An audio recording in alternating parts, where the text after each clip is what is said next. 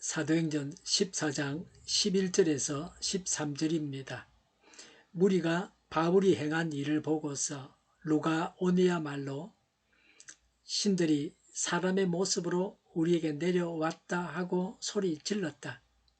그리고 그들은 바나바를 제우스라고 부르고 바울을 헤르메스라고 불렀는데 그것은 바울이 말하는 역할을 주로 맡았기 때문이다.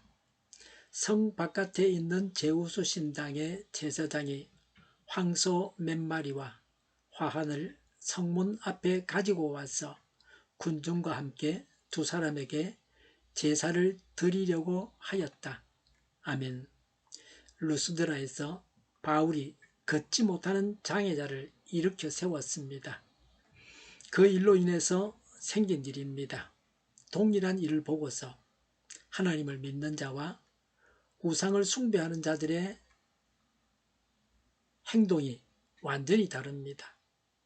그래서 복음은 세상을 뒤집어 엎어 놓습니다. 하나님이 없다고 하는 불신 세상은 온통 뒤집혀 있습니다. 뒤집혀진 세상을 바로 잡아 놓아야 합니다. 세상을 본받지 말아야 합니다. 세상 기준으로 보지 말고 하나님을 기준으로 봐야 합니다. 기적을 본 사람들의 반응입니다. 11절에 무리가 바울이 행한 일을 보고서 루가오니아 말로 신들이 사람의 모습으로 우리에게 내려왔다 하고 소리 질렀다라고 했습니다. 당시 루스드라에는 제우스와 헤르메스의 신전이 있었습니다. 이들은 그리스 로마 신화에 심취해 있었습니다. 옛날에 제우스와 헤르메스가 인간의 모습으로 근처에 있는 부르기아에 왔었습니다. 헤르메스는 제우스의 아들입니다. 그리고 대변인입니다. 그런데 아무도 환영하여 자기 집으로 맞아들이지 않았습니다. 오직 한 부부가 이들을 환영하여서 맞아들였습니다. 그래서 그들의 집은 그 순간에 신전이 되었습니다. 그들은 제사장이 되었습니다. 나머지 사람들은 홍수를 내려서 다 죽게 했다는 겁니다. 그래서 그들은 바울이 행한 기적을 보고서 신들이 자기들에게로 왔다고 생각했습니다. 하나님을 모르는 사람들이 하는 일이 이러합니다. 기적을 행하면 그 사람을 신이라고 숭배하려고 했습니다. 하나님의 일꾼을 신이라고 하면 이게 우상 숭배입니다.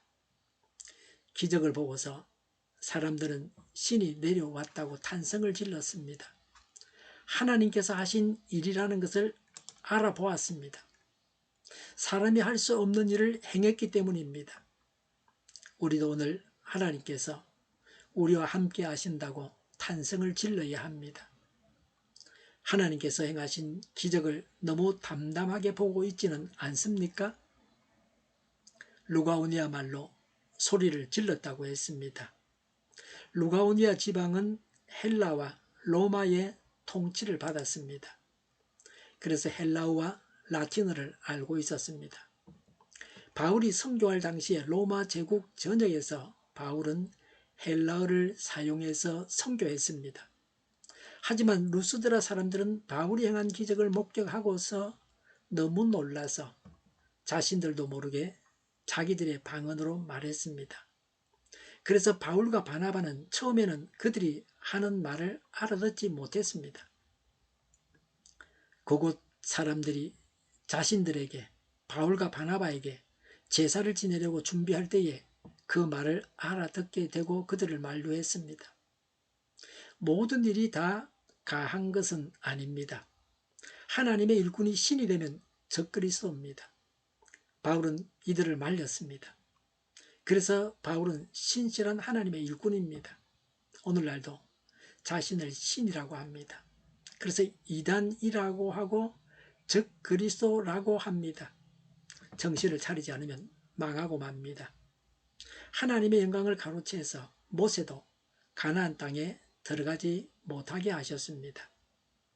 바울과 바나바를 신이라고 했습니다. 사람들은 교주로 추대했습니다. 12절에 그리고 그들은 바나바를 제우스라고 부르고 바울을 헤르메스라고 불렀는데 그것은 바울이 말하는 역할을 주로 맡았기 때문이다 라고 했습니다. 제우스는 로마 신화에서는 주피터에 해당합니다. 제우스는 세상을 지배하고 다른 신을 관리하고 다스리는 주된 신입니다. 헤르메스는 로마 신화에서는 머큐리에 해당합니다.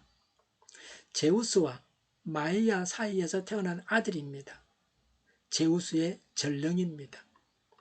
헤르메스는 제우스를 대신해서 말을 하는 자입니다. 바울이 복음을 전하고 기적을 행했습니다. 그럼에도 불구하고 바나바를 제우스라고 하고 바울은 헤르메스라고 했습니다. 이렇게 한 것은 바나바가 더 나이가 많았고 더 근엄해 보였기 때문입니다. 바울은 대변인 정도로 생각했습니다. 웬만한 일들은 대변인이 대신해서 말을 합니다. 정당 대변인들이 다른 당을 공격합니다. 대변인이 대표보다 직급이 낮습니다. 품격이 낮은 말도 서슴없이 합니다. 아래 사람을 시켜서 남을 악평하는 일은 추잡한 일입니다. 인간 세상은 여기저기 악들이 도처에 널려 있습니다. 시장이든 장터든 높은 사람들이 있는 곳이나 고상한 사람들이 있는 곳이나 다 마찬가지입니다. 높은 자리일수록 더 구린내가 많이 날 수도 있습니다. 13절에 성 바깥에 있는 제우스 신당의 제사장이 황소 몇 마리와 화환을 성문 앞에 가지고 와서 군중과 함께 두 사람에게 제사를 드리려고 하였다 했습니다. 황소는 신에게 바치는 제물입니다. 화환은 산 제물의 머리 위에 씌우거나 예배자의 장식물이 되기도 합니다. 화환은 양털과 리본으로 만들었습니다. 왜 이들은 바울과 바나바에게 제사를 지내려고 했습니까? 첫째, 이유는 바울과 바나바를 신으로 봤습니다. 하나님의 일꾼을 신으로 봤습니다. 둘째는 제우스 신당 제사장은 바울 일행을 꼭 신으로 보았다기보다는 이 기회를 통해서 그들의 종교의 부흥과 존경을 일으키려고 했다고 볼 수도 있습니다. 셋째는 신의 노를 막고 자비를 얻기 위해서 적극적으로 제사를 지내려 했습니다. 오늘날도 하나님의 일을 하는 자들을 신으로 숭배하는 일들이 일어납니다. 목사나 장로가 하나님이 되어버렸습니다. 박태서는 자신이 하나님이라고 했습니다. 그러니 적 그리스도입니다. 그런 자들이 종종 있었습니다. 아무도 따르지 않는 자기 혼자 하나님이라고 주장하는 자들도 있습니다. 미친 사람처럼 말이죠. 자기 교회 목사님을 하나님이라고 합니다. 큰일 날 소리입니다. 어떤 인간도 신격화되어서는 안 됩니다.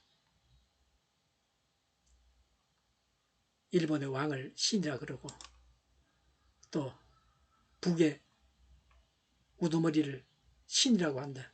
그러니까 종교다. 그게 이단 종교입니다. 하나님의 교회에서 하나님만이 신이십니다. 사람은 하나님 대접을 받으려고 해서는 안 됩니다. 나는 하나님이 아니라고 분명하게 말해야 합니다. 성경과 교회에서는 사람과 하나님의 구분은 명확합니다. 사람은 하나님께서 사용하시는 존재입니다. 하나님이 사람 되어 오신 분은 예수님밖에 없습니다. 내가 예수라고 하는 사람이 문제인물입니다. 예수님이 내 안에 계십니다. 나의 주인은 예수님이십니다. 나는 예수님을 하나님으로 주인으로 모시고 살아가고 있습니다. 예수님과 성령님의 인도하심을 따라서 살아가고 있습니다. 이렇게 하는 사람이 정상적인 그리스도인입니다. 성령 충만한 하나님의 사람입니다. 하나님의 기적과 신비를 경험했으면 하나님을 두려워 떨리는 마음으로 섬겨야 합니다. 하나님의 일을 하다 배신해서 되돌아올 수 없는 길로 가서는 안 됩니다. 우리를 통해서 하나님의 능력이 나타나야 합니다. 그러나 어떤 사람도 하나님으로 숭배하는 것은 우상 숭배입니다. 기도하겠습니다. 저희를 통해 하나님의 능력이 나타나게 하옵소서. 인간을 숭배하는 죄악을 범하지 않게 하옵소서. 언제나 하나님의 신실한 일꾼이 되게 하옵소서. 우리를 불쌍히 여겨 주옵소서. 우리를 악에서 구하옵소서. 하나님의 뜻이 이 땅에서 이루어지게 하옵소서. 우리의 간구에 응답하여 주옵소서. 기도하기를 쉬지 않게 하옵소서. 우리의 필요를 채워 주시옵소서. 오늘도 차고 넘치는 복된 삶을 살게 하여 주시옵소서. 감사와 찬양을 주님께 돌려드리며 예수님의 이름으로 기도하옵나이다. 아멘.